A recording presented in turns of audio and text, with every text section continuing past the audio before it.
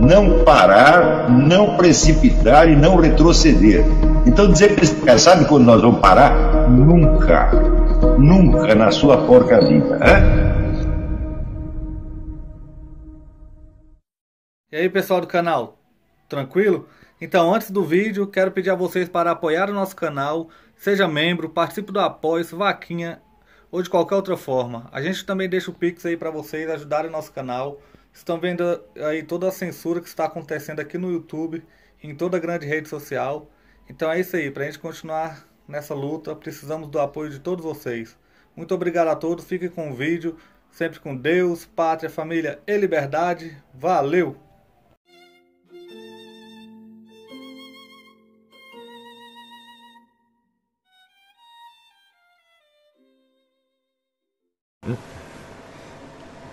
Então, nós podemos perguntar, mas por que ninguém percebeu isso logo ao ler as obras de Karl Marx? Por que tiveram que esperar a experiência de cento e tantos anos, da qual tem muita gente que ainda não tirou as conclusões?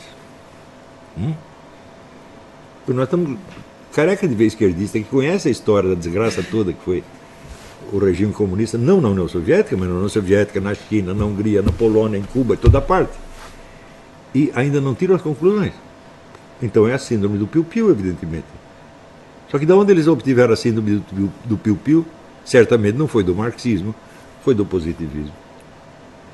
Então são pessoas educadas no mundo kantiano e que continuam em dúvida eterna quanto a coisas que estão bem na cara deles.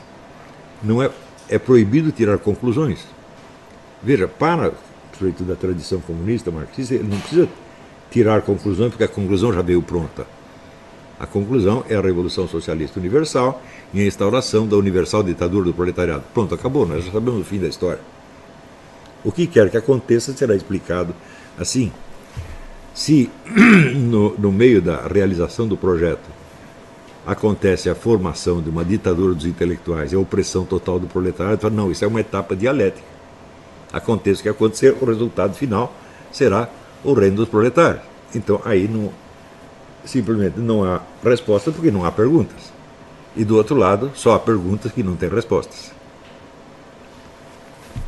Ora, isto é o conjunto das influências que nós recebemos na educação. Então, você vê, por exemplo, que muitas pessoas acreditam que o problema atual é o seguinte: nós temos que fazer uma escolha entre o totalitarismo comunista e a democracia. Mas o que é a democracia? A democracia é um conjunto de direitos que são assegurados a todas as pessoas. Mas daí você pergunta, mas está sendo assegurado mesmo a todos ou nós precisamos ampliar? E quais são esses direitos? Daí você põe lá uma lista de 15 direitos. Por que 15 e não 150? Então é preciso, como dizia Marlene Chauí, ampliar os direitos. Daí você amplia os direitos, à medida que você amplia os direitos, você precisa garantir os direitos. Como é que você garante? Através da fiscalização e controle estatal de tudo. Então, então acontece nas democracias, vai acontecer a mesma coisa que no comunismo. Vai ter cada vez mais controle estatal, mais controle, mais controle, mais controle. E daí você, sem saber a conclusão de nada, você está empurrando o mundo para o mesmo lugar onde Stalin queria empurrar. E as pessoas acham que esses caras são inteligentes. Então, eu vejo assim uma crise monstruosa da inteligência humana. Porque esses padrões são os mesmos que são passados para as crianças nas escolas. Então, quando se julga inteligência, ou se julga determinadas habilidades, mas se essas habilidades têm que ser julgadas em si mesmas, pelo seu mero funcionamento, e não pelo resultado obtido em termos de conhecimento da realidade, então pouco importa se essas habilidades são utilizadas para o conhecimento da realidade ou para uma geração de uma fantasia idiota, dá na mesma. Então, nós podemos dizer, por exemplo, todo mundo conhece o Lula. Ninguém pode dizer que o Lula é desprovido de uma inteligência social. Ele conseguiu fazer a carreira dele inteira sem ter um único inimigo dentro do partido, ele conseguia seduzir todo mundo, fazer todo mundo confiar nele. Ele não sabia fazer uma conta de 2 mais 2, mas a inteligência social ele tinha. Qual foi o resultado? O resultado foi a desgraça que se viu. Se você julgar essa habilidade em si mesma separada da sua eficiência cognitiva, então o resultado dela pouco importa. O resultado pode ser uma desgraça. O sujeito continua tendo aquela inteligência e até as pessoas às vezes não sabendo exprimir o que elas percebem no Lula, elas dizem, não, é um líder carismático. Falam, não, ele nunca foi líder nem carismático. Ele foi um símbolo do partido, ele nunca liderou ninguém, e isso foi o segredo do Lula. Lula nunca deu uma ordem na vida. Enquanto o pessoal estava fazendo a assembleia, ele saía tomar um cafezinho. Quando terminava a assembleia, ele voltava e dizia, o que foi que vocês decidiram? Aí decidiram tal coisa. Ele vestia a camiseta e dizia exatamente aquilo, agradava todo mundo. Então, o fato é o seguinte, o Lula não é um líder, muito menos carismático, ele é um sujeito com um traqueiro social monstruoso. Só isso, e subiu na vida nesta base. Então você vê que até para diagnosticar os caracteres, as personalidades, os vícios das pessoas, nós hoje temos nomes errados. Então,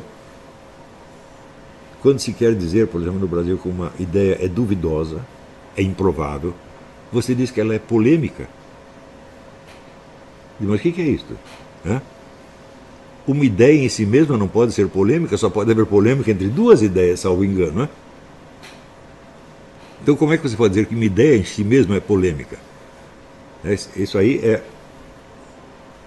é aquele negócio, parece aquele koan, bater palma com a mão só. Então, esta imprecisão de linguagem revela o quê? Uma imprecisão de percepção. Por que usam tantas palavras fora do lugar hoje em dia? Se você pegar a mídia brasileira inteira, aquilo é de uma imprecisão vocabular do começo até o fim. Por quê? Porque não há uma realidade pela qual você possa aferir a linguagem. Há apenas a autoridade do consenso. E no caso é o consenso da mídia. A mídia faz parte da intelectualidade, evidentemente. Então, se a mídia inteira aceita isso, então essa linguagem está adequada, porque eles entendem o que eles estão dizendo. Quer dizer, um fala um negócio que ele não sabe, o outro entende um negócio que ele também não sabe, mas parece a mesma coisa. Então os 2 lados aceitam essa maluquice. E você não tem para onde correr, você não sai do problema do consenso. Existem filosofias inteiras construídas com base na ideia do consenso. O Jürgen Habermas é um. O consenso para ele é tudo. Não é isso? Só que, enquanto o Habermas estava fazendo esta apologia do consenso, havia um sujeito que é o Kurt Lewin, é um psicólogo absolutamente genial, mas eu acho ele um pouco maligno, mas genial, que estava criando um negócio que ele chama de engenharia do consenso. Então, o que é a engenharia do consenso? Você reúne um grupo de pessoas para discutir determinados assuntos, pode ser até uma psicoterapia de grupo, ou pode ser qualquer coisa, um projeto de um jogo de futebol, qualquer coisa, e você tem um técnico treinado orientando sutilmente o grupo para que ele chegue a determinadas conclusões. Isso aí se tornou o modo normal de ação social no mundo desde o fim da Segunda Guerra Mundial. Ou seja, todo mundo já participou de algum grupo de encontro, grupo de psicoterapia, grupo de discussões, etc, etc. E a coisa é conduzida de maneira muito sutil, exatamente como numa psicanálise, onde o psicoterapeuta não vai influenciar o paciente, ele só vai fazer determinadas perguntas, às vezes tirar determinadas conclusões. Muito bem, ele não influencia o paciente nisto ou naquilo, mas a forma total da relação está dada na mão do psicoterapeuta e não na mão do paciente. Portanto, pouco importa as conclusões específicas sobre esse ponto, aquele ponto, já está demonstrado ali quem é que está no comando da coisa. E isso sempre alcança os resultados desejados. Isso praticamente nunca falha. Há até houve até estudos estatísticos. Funciona em 82, 83% dos casos. O restante não interessa. O número de procedimentos que existem para você gerar consensos é um negócio impressionante. No livro do Pascal Bernardin, Maquiavel Pedagogo, você tem ali algumas dessas técnicas que hoje constituem quase que 100% da nossa pedagogia. É tudo formação, engenharia de consenso, é tudo engenharia comportamental. Ora, a engenharia comportamental vai tornar você inteligente? Claro que não, ela não tem nada a ver com isso. Ela quer que você se comporte de uma determinada maneira, e desde que você está aprovado pelo consenso, está tudo bem. Isto quer dizer que, em parte alguma, o conhecimento da realidade é exigido. Aliás, ele é só dificultado. E toda a nossa educação está assim hoje. Isso em todo o Ocidente é assim. Eu não posso dizer o que se passa na Rússia ou o que se passa no mundo islâmico, porque eu não estudei a educação nesse lugar, mas em todo o Ocidente a coisa é assim. Então, isto quer dizer que as pessoas não apenas se acostumaram a não ter uma inteligência capaz de apreender a realidade, como até acham que isso seria uma pretensão excessiva. Isso quer dizer que, neste meio, toda e qualquer ideia vigora exatamente como na discussão científica. Todas as ideias são provisórias. Você nunca pode chegar a uma conclusão sobre nada. Então é a síndrome do piu-piu obrigatória. Ora, isto funciona no campo das ciências. Por quê? A ciência, se você pensar direitinho, todas as ciências não têm absolutamente nada a ver com a realidade. Cada ciência só pode estudar os seus objetos. Primeiro, ele tem que recortar um objeto, tem que separar esse objeto dos outros. Por exemplo, se você vai estudar, vamos dizer, os animais, uma determinada espécie animal, bom, ela vai ter que ser isolada das outras. Ela tem que ter o seu conceito descritivo próprio, para que você possa distingui-la das outras e estudá-la especificamente.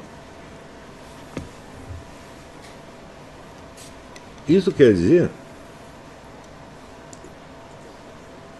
a seguinte coisa: nenhuma ciência estuda nenhum objeto concreto e real. Nenhuma. É impossível isso. O que eu chamo de objeto concreto? É um objeto, um fato, que chega a nós acompanhado de todos os acidentes que o tornam possível. Por exemplo, suponha que um sujeito deu um tiro no outro na esquina. Então, bom, ele tinha que ter um motivo para fazer isso. Ele tinha que ter encontrado o sujeito num certo lugar. Então, pergunto, do motivo dá para você concluir onde a vítima estava? Existe alguma conexão lógica entre as duas coisas?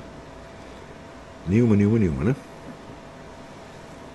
Em seguida, ele, para disparar o tiro, é necessário que haja uma certa quantidade de pólvora e que haja um projétil de determinado peso. Alguma dessas coisas pode ser deduzida do motivo do crime? Existe conexão lógica? Não. Terceiro, a bala pode ser desviada pelo vento.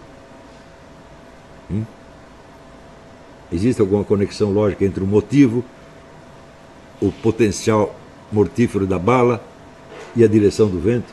Essas coisas podem ser deduzidas de um mesmo princípio? Não. E assim por diante. Se você perguntar, bom, o que a vítima estava fazendo ali? Se o sujeito tinha algum motivo para matá-la, ela também tinha um motivo para estar ali, o qual não tinha nada a ver com o motivo do assassino. Por exemplo, o sujeito pode ter ido no barbeiro.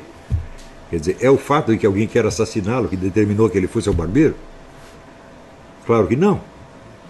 Do mesmo modo, existe uma infinidade de outros acidentes sem os quais aquilo não poderia acontecer. Ora, na vida real, tudo o que chega ao nosso conhecimento chega assim, acompanhado de uma montanha de acidentes que não tem nada a ver com a natureza do evento, do fato em particular, mas sem os quais ele não poderia acontecer. É isso?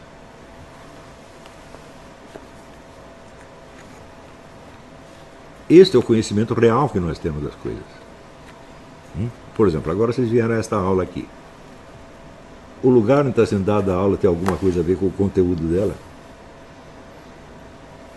Nada. Eu poderia dar essa aula na rua, num auditório, qualquer outro lugar. Mas se você não sabe onde está sendo dada a aula, você não vai assistir. Então, também, que hora é a aula? o horário da aula tem algo a ver com o conteúdo dela? Também não tem. Mas se você chegar antes ou depois, você não assiste a aula. E assim por diante, você precisa de um meio de transporte. Né? Por exemplo, você liga para a companhia de táxi, bom, não tem táxi. Há alguma relação entre este fato e a aula que está sendo dada? Também não tem nenhum. Tudo nós percebemos assim. Isto é que nós chamamos a realidade concreta.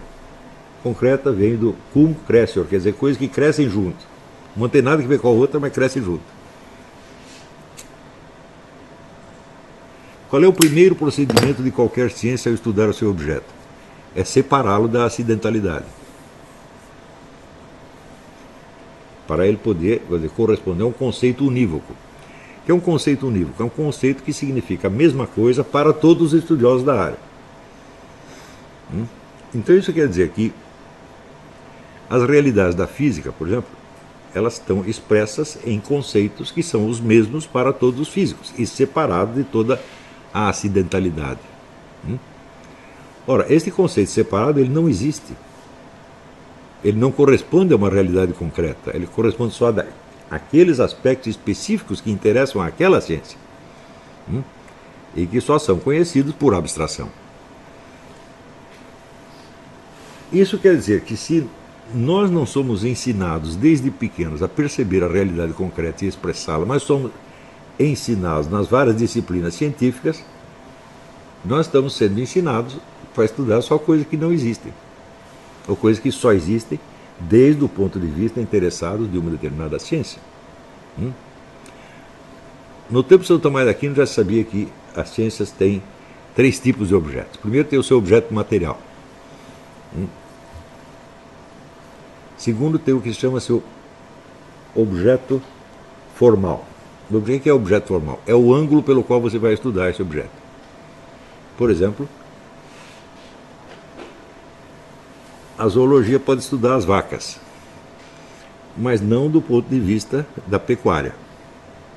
A pecuária também vai estudar vacas, mas sob um ângulo completamente diferente. É isso? No entanto, existe alguma vaca que não tenha nada a ver com a pecuária ou nada a ver com a zoologia?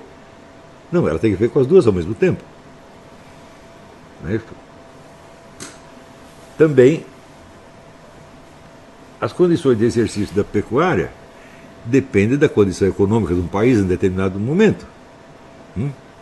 Existe alguma conexão entre as regras práticas da pecuária e a economia nacional? Não tem conexão nenhuma.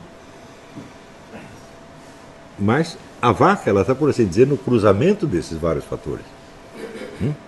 Então, quando você escolhe um desses ângulos, você diz, eu vou estudar as vacas, mas deste ângulo. Isso chama-se objeto formal. Mas além do objeto formal, existe uma outra divisão que os escolásticos distinguem entre objeto formal motivo e objeto formal terminativo. Objeto formal motivo é este, é o ângulo pelo qual você vai estudar. Mas tem uma outra coisa. Qual é a pergunta específica que você quer responder a respeito deste animal? Por exemplo, você pode estudar a anatomia do animal. Mas também você pode estudar a origem daquela espécie animal. Qual é exatamente a relação entre a anatomia dele agora e a origem? Nós não sabemos. Você pode conhecer a origem só pela anatomia ou a anatomia só pela origem? Não pode. Então é uma segunda escolha. E além de escolher o ângulo pelo qual você vai encarar o objeto, você tem que escolher qual é a pergunta final a que você quer responder. Ou seja, qual é a finalidade última do estudo que você está fazendo. Então, com isso, você vai separando o objeto da sua concretude e tornando amoldável a um estudo científico. Fazer isto é muito mais difícil do que você praticar qualquer ciência. Então, é muito bonito vocês estudarem, por exemplo, o conjunto de discussões que culminou na obra do Miguel Reale, que se chama Teoria Tridimensional do Direito, onde até então havia uma confusão enorme sobre o que é exatamente o direito.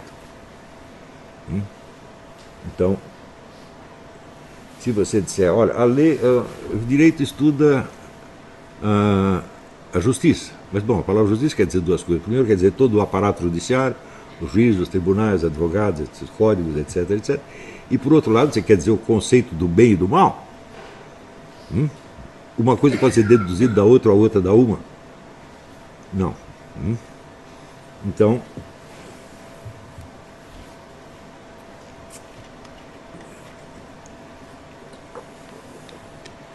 por outro lado, a justiça se exerce dentro de um campo social determinado, que é aquele no qual estão o autor do crime, a vítima, o advogado, o juiz, etc, etc, não outro. Não é a mesma coisa você julgar um crime na Zâmbia e em Nova York. Então, tem um lado sociológico da coisa. E esses vários aspectos do fenômeno jurídico eram enormemente confusos. Se você pegar, por exemplo, toda a obra do Hans Kelsen, Hans Kelsen diz o seguinte: olha, a justiça não tem nada a ver com o bem e o mal e com a noção do justo e do injusto que você tem em moral. Ele é apenas um sistema de leis, uma lógica normativa, mas que começa com uma premissa qualquer que pode ser totalmente arbitrária, vai funcionar do mesmo jeito. E então, se alegar ao contrário, não, peraí, uma justiça que não leva em conta o bem e o mal, que não leva o conceito do moralmente justo, não é justiça de maneira alguma. Então, do ponto de vista do Kelsen, seria a mesma coisa você estudar, sei lá, a Constituição americana, ou a Constituição da União Soviética ou da Alemanha nazista, seria a mesma coisa. São sistemas, e são sistemas normativos, e todos eles têm, quer dizer, uma premissa fundamental. Então, do ponto de vista formal, seria a mesma coisa. E outros, então, defendiam o aspecto sociológico do direito. Quer dizer, o direito é o efeito, a criação de um determinado estado de coisas em tal ou qual sociedade. Tem esse lado sociológico também. Então havia essas três correntes, quer dizer, você vai estudar o direito como norma, como Kelsen, você vai estudar o direito como um fato sociológico,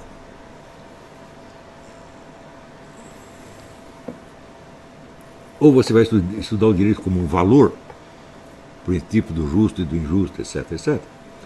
E foi o Miguel Reale que conseguiu articular esses três. Ele disse, peraí, você não discutiu, mas o direito é definido justamente pela fusão inseparável desses três aspectos. E com isso ele realmente matou o problema, até agora pelo menos. Né? É muito interessante acompanhar essas discussões para você ver que o campo de uma ciência não aparece pronto. Ele depende de uma série de procedimentos abstrativos que você vai separando o que ele é, do que ele não é, e daquilo que é contíguo, que está associado, e assim por diante. A física é a mesma coisa. Então, por exemplo, se você pegar a física de Newton, tudo que Newton fez, de que nós conhecemos, pelo livro Princípio Matemático da Filosofia Natural, é uma física teológica. Aquilo é parte de um argumento teológico que Newton estava desenvolvendo. Então, para ele, a física era um aspecto da teologia. Ora, nas gerações seguintes já não se aceita mais isso. Né? Então o que fizeram? Apagaram os outros livros do Newton e ficaram só com este. Então, durante 300 anos se entendeu errado a física de Newton, porque não era isso que ele estava querendo dizer. Ele não estava fazendo física no sentido atual da palavra física. Ele estava fazendo física no sentido do tempo dele, né? Que era uma parte da teologia. O Newton tinha umas ideias religiosas muito estranhas. Ele era um cristão, mas ele era contra a trindade. Ele acreditava em uma espécie de unidade absoluta, tipo islâmico, né? Uma espécie de islamismo cristão. E tudo que ele fez foi para argumentar em favor disto. Isso quer dizer que se você entende esta parte fora do contexto teológico do Newton, você não está entendendo direito. Mas é só esta parte que foi aproveitada pelas gerações seguintes de cientistas. Né? Então, o que eles estão estudando não é o Newton que interessa a eles. É um Newton abstrato. Né? Então, no processo de formação de qualquer ciência, você tem essa série de operações abstrativas que vão criando um objeto cientificamente estudável. E esse objeto cientificamente estudável não é um objeto da experiência real e concreta. Ora, apesar de Kant e apesar de todo o positivismo, nós todos continuamos vivendo no mundo das realidades concretas. Tudo que chega a nós chega entremesclado de aspectos acidentais que não tem nada a ver com a essência do fenômeno, a essência do objeto, mas sem os quais ele não poderia existir.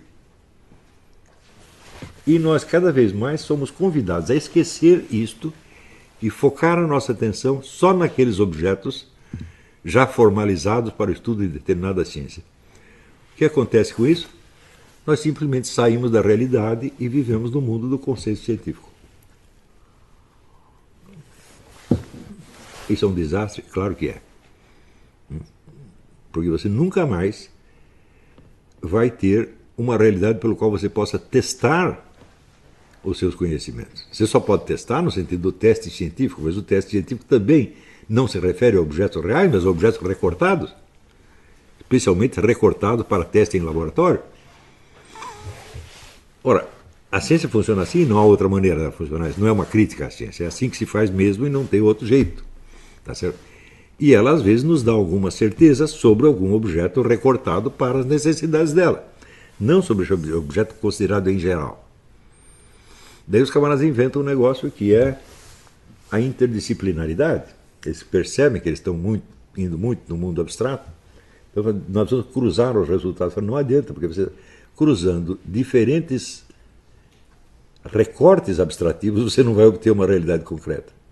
A realidade concreta não pode estar no fim do estudo científico, mas tem que estar na origem dele.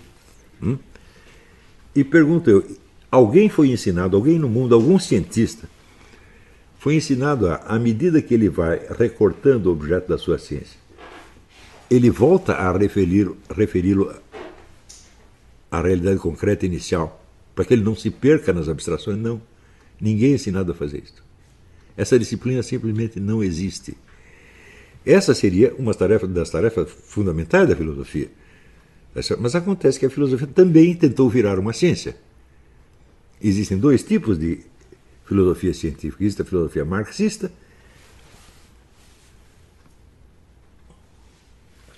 que já tem todo o domínio imagina ter todo o domínio do trajeto completo da existência humana e a sua finalidade, e que tudo pode deduzir do quê? Dessa finalidade. A finalidade será o quê? O paraíso dos proletários. Então esta é a culminação da humanidade. Eles até dizem que isso é o fim da história. A história termina ali, e na verdade é o começo da história verdadeiramente humana. São termos do próprio Karl Marx. Né?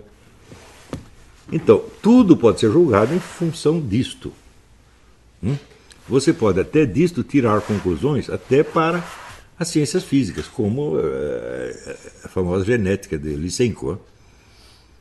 Tem uma genética marxista, que não funcionava, mas enquadrava bem dentro dessa visão global. E, por outro lado, você tem a visão positivista, que é a síndrome do piu-piu organizada. Então, se você perguntar, alguém foi treinado para perceber a realidade, expressá-la e discuti-la? Ninguém. Uns são treinados para se enquadrar dentro do projeto socialista final. Outros são treinados para se enquadrar dentro do consenso científico, o qual, por definição, é provisório. Então significa que a noção de realidade sumiu e, portanto, a noção de inteligência também sumiu, sendo substituído por duas coisas. No mundo marxista, pela sua ortodoxia, isso é, pela sua fidelidade ao projeto global. E no mundo ocidental, pela sua fidelidade e sua obediência ao consenso científico, que, repito, na verdade não existe. Ele existe apenas para uso popular.